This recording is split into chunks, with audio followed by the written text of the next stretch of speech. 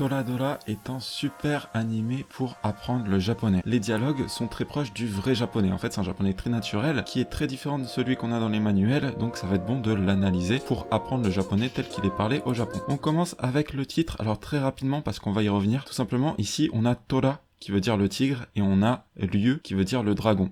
Donc on a Tora to Ryu, ça veut dire le tigre et le dragon. On va y revenir un petit peu plus tard puisque ça explique en fait pourquoi l'anime s'appelle Toradora. Ici, pas de grande difficulté, c'est juste une petite chanson, voilà, où il dit écologie. On a l'avantage que ce soit transparent en français et en japonais, donc il chante juste une chanson sur l'écologie en même temps qu'il jette les poubelles. Et remarquez bien ce to, écoutez comment il le dit et regardez ce qui se passe, en fait, surtout au niveau de la scène. Donc il chante sa chanson, il finit ici de fermer le sac, et puis il se lève et il dit to. Ça, c'est une interjection qui va revenir souvent, très souvent dans l'anime, qui est très utilisé un petit peu par les japonais quand ils se parlent à eux-mêmes pour faire la transition. En fait, ils font quelque chose et ils se disent bon ok, on y va, à partir de là, on transitionne sur quelque chose. Ils disent très souvent ce to. Donc c'est pas vraiment traduisible en français, c'est une interjection, mais remarquez bien, voilà le pattern dans lequel il l'utilise, ça reviendra souvent dans l'anime. Remarquez à chaque fois qu'il vient, dans quelle situation c'est utilisé, ça vous permettra d'appréhender quand est-ce qu'un japonais l'utilise. Généralement, c'est quand il s'apprête à transitionner entre deux activités. Inko-chan, mada oyasumi chū kana. Inko-chan, alors Inko, faut savoir que ça veut dire le perroquet, et vous le verrez peut-être plus tard, dans la série on le voit, en fait il y a un perroquet, voilà, ici, dans cette cage, et le perroquet s'appelle tout simplement Inko-chan, chan étant un suffixe qu'on donne souvent aux animaux, et ici le nom de l'animal c'est tout simplement Inko, perroquet. Ils sont pas allés chercher très loin, en vrai ça se voit souvent, voilà, vous voyez un chat, vous l'appelez Neko-chan, là c'est juste assez marrant de voir que c'est le nom carrément du perroquet. Donc Inko-chan, donc là en fait il appelle son perroquet qui est dans la boîte, il dit Mada oyasumi chu kana. Alors Mada, on l'a ici, ça veut dire encore, ou inachevé. Ici c'est vraiment dans le sens encore, encore quoi, et on a oyasumi chu. Yami-chan nous trouve ici que c'est une expression, il nous dit fermer. Alors pourquoi est-ce qu'il nous dit fermer? On va descendre un petit peu. En fait, oyasumi, ça veut dire du repos. Alors vous connaissez peut-être l'expression oyasumi pour souhaiter à quelqu'un un bon repos, nous qu'on traduit par bonne nuit, mais à la base, oyasumi, ça veut dire du repos. Ça vient de yasumi, qui veut dire le repos, sur lequel on a rajouté un préfixe de politesse, oyasumi. Et le chu, c'est un suffixe qu'on utilise énormément en japonais pour dire, vous voyez ici, on a non-suffixe durant, en cours, pendant. Donc oyasumi chu, ça veut dire en train de se reposer. C'est pour ça que ici, on nous trouve une expression qui veut dire fermer, c'est parce que en magasin, pendant la pause, eh bien, ils peuvent afficher un panneau oyasumi chu pour dire en train de se reposer. Donc nous, en français, on dirait directement fermé. C'est-à-dire qu'on est fermé, qu'on ne fait pas le business actuellement. Ici, il parle à son perroquet, donc il dit juste tu es encore en train de te reposer, tu es encore en train de dormir. Alors il passe pas par le mot dormir, mais l'idée est là. Ah, il se repose encore, ah, il dort encore. Et il dit le kana, le ka, ça vient poser une question, donc encore en train de se reposer, et on a le na qui est un na de réflexion personnelle. Ici, il est allongé parce qu'il dit pas juste kana, il dit kana. Écoutez-le encore une fois, le na, c'est ce qu'on appelle la particule de réflexion personnelle. Ça prouve que vous vous parlez un petit peu à vous-même et que vous vous posez une question à vous-même. Très souvent, il sera allongé comme ceci, kana, ça vous l'entendez très souvent, et parfois, dans les scripts, dans les dialogues, il sera affiché avec un allongement comme ici. Écoutez bien comment il le dit, en fait il se pose la question à lui-même. Inko-chan, mada oyasumi chū kana. Asa desu yo to. Asa, ça veut dire le matin. Asa, le matin. Des, ça veut dire c'est. Donc asa des, c'est le matin. Et yo, c'est la particule de fin de phrase qui rajoute de la phrase. Donc vous entendrez très souvent desu yo pour affirmer quelque chose. Donc asa desu yo, c'est le matin. Et ici, vous voyez qu'il l'allonge. En fait, on pourrait dire asa desu yo. Mais ici, pareil, il est toujours un petit peu il se parle à lui-même. Donc il prend des libertés avec le japonais. Il fait asa desu yo. Ça, vous l'entendrez très souvent, de laisser traîner une particule comme ceci. C'est ce qu'il avait fait en fait avec le kana. Voilà, il avait laissé traîner une particule, et là, il le redit, et on a le même to que tout à l'heure. Donc il dit c'est le matin, et en fait, il s'entreprend à faire quelque chose pendant qu'il nettoie. C'est pour ça qu'il utilise encore une fois ce to qui montre, voilà, toujours l'interjection qui va montrer le mouvement, qu'on prend une décision.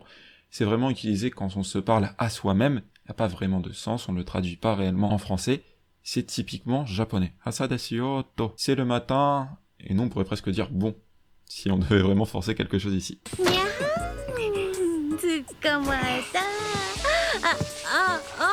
Le nyaha, vous pouvez l'entendre, hein, c'est juste une interjection. Et ici, on a tsukamaeta. Est-ce que vous voyez ce que ça veut dire? Là, il y a un petit piège, parce que si on passe sur Michan dessus, il va rien nous trouver. Pourquoi? Parce que Ça, c'est vraiment typique du japonais oral. Qu'est-ce qui s'est passé ici? En fait, tout ça, ça part du verbe tsukamaeru. Tsukamaeru, qui veut dire capturer, attraper quelqu'un. Vous pouvez voir qu'elle lui a chopé les jambes. Elle a chopé les jambes du garçon. Donc, on pourrait utiliser ce verbe tsukamaeru qui veut dire attraper. Voilà, attraper, arrêter. Maintenant, elle a passé au passé, justement. Donc, on passe de tsukamaeru à tsukamaeta. Tsukamaeta. C'est un verbe ichidan, donc voilà, on remplace lui par un ta. Et plutôt que de dire attraper ou je vais t'attraper, on dit je t'ai attrapé. Je t'ai attrapé. Et ensuite, elle a pris des libertés avec la langue, parce que vous voyez, elle est endormie, elle parle à son fils. Pour information, c'est son fils, donc c'est... Et du coup, elle a pris des libertés avec la langue, où entre le tsu et le ka, elle a fait une pause. Et du coup, les sous-titres, ils l'ont retranscrit.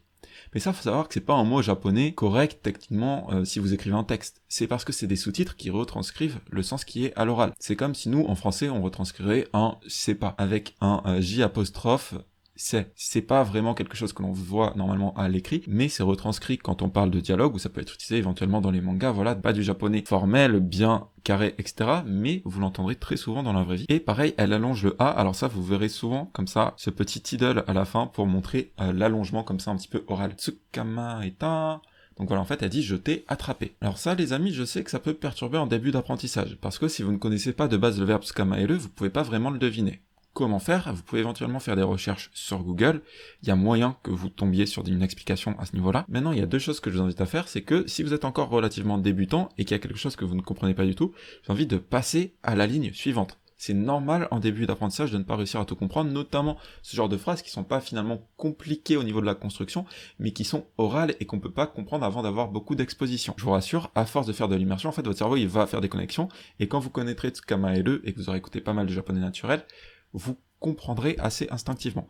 L'autre solution, c'est de passer par notre serveur Discord. Je vous laisse le lien dans la description vers Boken. Vous pouvez poser une question ici sur les différentes channels d'entraide, et comme on a des membres qui font pas mal d'immersion, on pourra vous expliquer ce genre de phrases qui, voilà, sont pas forcément compliquées grammaticalement, mais qui sont un petit peu compliquées parce que ça sort du contexte du japonais que l'on enseigne généralement dans les manuels. Heureusement, ici, nous, dans cette vidéo, on va avoir plusieurs formes comme ceci, et ça sera l'occasion, du coup, d'accroître vos connaissances en japonais oral. C'est ça qui rend Toradora très cool également, c'est que c'est vraiment proche du japonais que vous entendrez ici dans un contexte familier.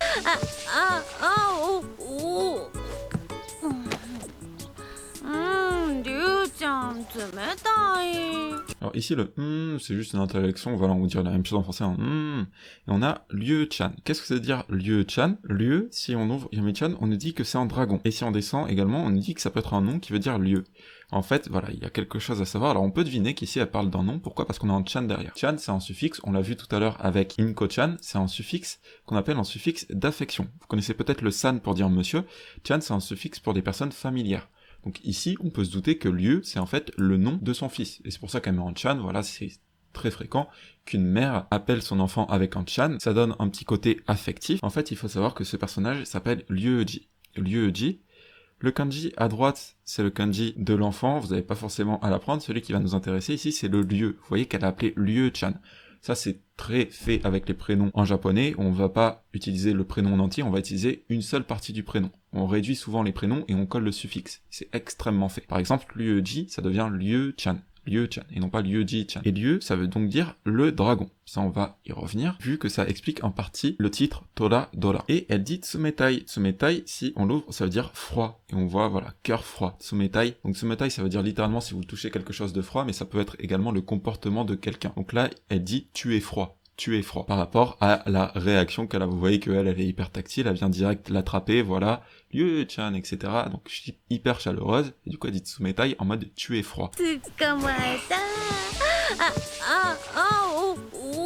Vous voyez, il s'extirpe sans rien dire, en mode pas content, donc elle lui dit tu es froid.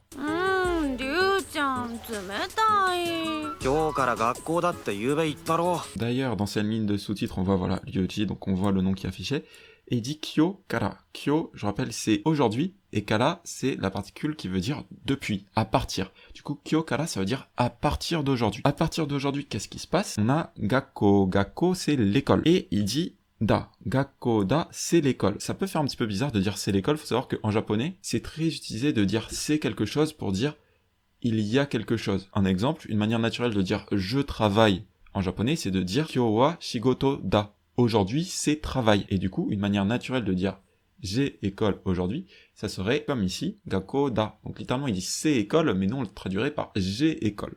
j'ai école. Et il utilise ici le te.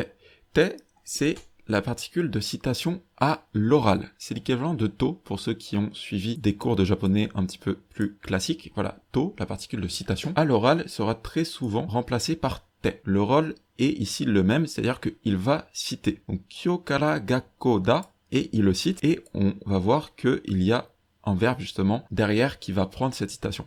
Et on a yube. Alors, yube, attention ici c'est pas en katakana, je sais que ça ressemble à ta, c'est en fait en kanji. Et yube, ça veut dire la nuit dernière. La nuit dernière. Donc hier soir. Hier soir. Et on a ittaro. Alors ça, pareil, ça peut perturber parce que c'est typique de l'oral. Donc déjà, ittaro. Est-ce que itta, vous l'avez? Si on nommait le lo pour le moment. Itta, c'est le verbe dire, qu'on a passé au passé. Donc je t'ai dit. Je t'ai dit quand yube, hier soir, je t'ai dit quoi? Qu'à partir d'aujourd'hui, c'était l'école. Avec le T de citation, du coup, qui va apporter les précisions sur itta. Ça va dire qu'est-ce que je t'ai dit. Je t'ai dit que à partir d'aujourd'hui, j'avais école. Écoutez encore une fois comment c'est dit, pour essayer déjà de comprendre ça, et ensuite on va revenir sur le lo.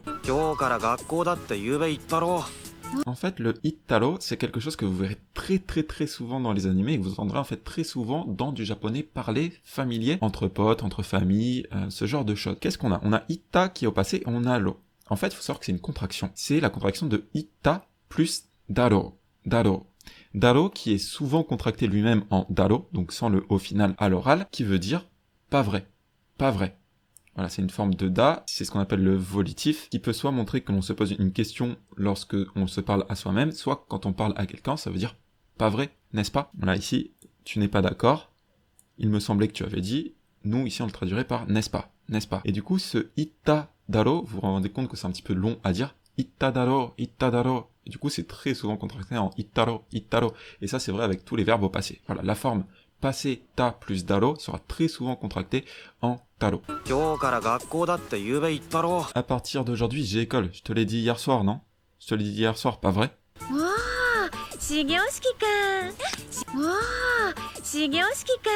Ah, c'est juste une interjection. Shigyo-shiki, ça veut dire une cérémonie d'ouverture, notamment pour l'école. Shigyo, voilà, ça veut dire commencer, et shiki, c'est une cérémonie, du coup, shigyo-shiki, c'est une cérémonie d'ouverture. Et ensuite, elle met le ka qui pose la question. Pareil, là, avec un ka qui s'allonge parce qu'elle est à l'oral, c'est comment elle le dit. Elle dit ka, mais le sens c'est le même, hein, c'est le ka qui pose la question. Shinkyu omedeto, shinkyu, ça veut dire passer dans la classe supérieure, voilà, à l'école.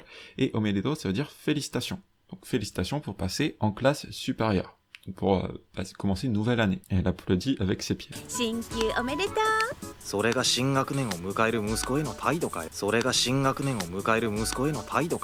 ça veut dire ceci pour indiquer quelque chose qui est proche de la personne à qui on parle. Donc ici, sole, ça va indiquer quelque chose qui est proche de sa maman. Ici, c'est quoi le sole? Nous, on le traduirait ici par un C'. Et on a le ga qui va être le sujet. Le sujet. Vous allez voir, ça va être plus logique avec la suite de la phrase. Et ici, on a quelque chose. Alors, Yomi-chan ne nous le trouve pas directement, mais il nous trouve ici shin qui nous dit que c'est un préfixe qui veut dire nouveau. Et c'est exactement ça, puisque ensuite, on a gakunen qui veut dire une année scolaire. Donc, shin gakunen, ça veut dire une nouvelle année scolaire. Une nouvelle année scolaire. O, c'est la particule qui indique l'objet du verbe qui est juste après, qui est mukaeru. Mukaeru, ça veut dire aller à la rencontre de. Alors, aller à la rencontre de, si on descend, est-ce qu'il y a un sens un petit peu plus proche? Voilà, on a approché un certain moment, un moment dans sa vie. Le sens premier de mukaeru, c'est voilà, aller à la rencontre de quelque chose, mais c'est du coup également utilisé pour dire approcher un certain stage dans sa vie. Ici, c'est approcher quoi? Approcher la nouvelle année.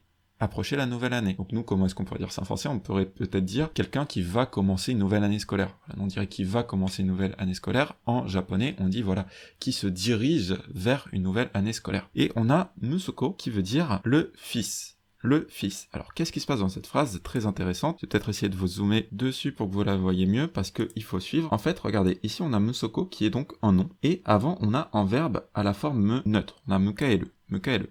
Qu'est-ce qui se passe en japonais quand un verbe à la forme neutre est suivi directement par un nom? Ça vient qualifier le nom. C'est-à-dire que Musuko, le fils, ça va pas être n'importe quel fils. Ça va être le fils qui est modifié par ce qui avait marqué avant. Nous, en français, on fait ça dans le sens inverse, généralement. On va dire un fils qui. Un fils qui. Vous voyez que nous, on dit qui, et ensuite on va apporter les modifications. Donc nous, on dirait un fils qui va commencer une nouvelle année scolaire. Un fils qui va commencer une nouvelle année scolaire. Et vous voyez qu'en japonais, on fait l'inverse. On modifie toujours le nom en amont. Ça c'est très important en japonais, les modifications, elles interviennent toujours avant ce qui est modifié. Donc un fils qui se dirige vers une nouvelle année scolaire, et on a he. He, c'est la particule qui indique la direction, vers. Et on a no, qui indique la possession. Donc du coup, no, alors écoutez bien, d'ailleurs c'est pas he, c'est le katakana he, mais la particule se prononce bien he, et du coup, no, ça permet de qualifier le nom qui va venir après pour dire dans la direction de, puisque he c'est la direction, no c'est la possession. Donc direction plus possession, c'est la direction de. La direction de quoi ? C'est ce qu'il y avait avant. C'est dans la direction d'un fils qui se dirige vers sa nouvelle année scolaire. Et on a taido, qui veut dire le comportement, l'attitude. Ensuite, on a le kayo qui pose la question de manière forte. Donc voilà, on a le ka qui pose la question et le yo qui ajoute de la force, ça on l'avait déjà vu. Donc je sais que la phrase était un petit peu longue et assez complexe. Qu'est-ce qui s'est passé ? Sorega, ceci, en parlant de l'attitude en fait de sa mère, puisqu'on a Taido après, mais à la base il parle juste de sa mère, ceci est sa attitude vers un fils qui va entamer sa nouvelle année. Nous en français, comment est-ce qu'on pourrait dire ça ? On pourrait peut-être dire, c'est comme ça que tu te comportes envers un fils qui va commencer sa nouvelle année scolaire. En mode, c'est vraiment cette attitude que tu prends vers, vous voyez on a le no, vers un fils qui va commencer sa nouvelle année. Parce que voilà, on peut voir qu'elle a l'air un petit peu pas très investie, voilà, elle s'en fiche un petit peu. Oh, tu commences une nouvelle année, félicitations. Voilà, un petit peu en mode blague. C'est pour ça qu'il dit c'est vraiment l'attitude que tu prends envers un fils qui commence une nouvelle année. Toradora est disponible du coup sur AniMelon, le site que vous voyez là à l'écran, mais il faut savoir que les 2 premières minutes bug un petit peu au niveau des sous-titres. C'est pour ça que j'ai commencé après le générique. Voilà, sachez qu'il est disponible sur AniMelon, mais que les sous-titres bug un petit peu au début. Vous pouvez quand même regarder la suite. Ça m'a l'air bien synchronisé. L'avantage d'AniMelon, c'est que voilà, vous n'avez rien à faire, vous allez sur le site et tout est là. Vous avez juste à installer éventuellement Yomi-chan ou désormais Yomitan, le dictionnaire que j'utilise ici pour faciliter votre apprentissage. Vous avez le tuto dans la description. Pourquoi est-ce que Toradora s'appelle Toradora ? C'est parce que l'autre personnage principal, la fille, s'appelle Taiga. Taiga, faut savoir que ça ressemble à Taiga. Taiga qui veut dire le tigre. Donc vous voyez que c'est pas exactement la même chose. Ici on a Taiga avec un long A, Taiga, alors que là on a Taiga en 3 temps. Ici on a 4 temps. Mais ça ressemble, voilà, phonétiquement. Lieu, faut savoir que ça veut dire le dragon, qui est un autre mot en japonais pour dire le dragon, qui est Doragon. Voilà, qui vient de l'anglais, du coup, Doragon, ça veut dire le dragon. Les 2 mots existent. Lieu est un petit peu plus connoté dragon chinois, alors que Doragon est un petit peu plus orienté dragon type un petit peu vouivre, voilà, on va dire dragon occidental, mais toujours est-il que les 2 mots existent. Et il faut savoir que Taiga, ça peut être utilisé pour dire un tigre, mais il y a également un nom japonais pour dire le tigre, et c'est Tora. Vous voyez, c'est qu'avec ce kanji, ça se dit Tora. Pareil, il y a les 2 noms qui existent. Et du coup, Tora, Dora, ça vient de là. Puisque Tora, c'est le tigre, qui fait référence à Taiga, et Dora, c'est Doragon, qui fait référence à Lieu, le dragon. Parce que vous verrez que dans l'épisode, ils y font allusion en disant que seul un dragon peut tenir compagnie à un tigre. Ça vient de là. L'animé est génial pour apprendre le japonais. Il y a encore beaucoup de choses à dire dessus. Si vous voulez débloquer la partie 2 de cette immersion guidée, elle est disponible pour tous les membres de cette chaîne YouTube qui ont d'ailleurs voté pour cette immersion guidée. Merci à tous. Si ça vous intéresse, vous pouvez appuyer sur le bouton rejoindre sous cette vidéo. C'est un abonnement mensuel annulable à tout moment qui vous donne accès à plusieurs vidéos inédites comme ceci, comme la partie 2 de cette immersion guidée. Ça permet de financer les cours de japonais que je publie gratuitement ici. Merci à tous. Pour les membres, je vous retrouve tout de suite pour la partie 2. Et pour les autres, je vous dis à la prochaine. Tchuss!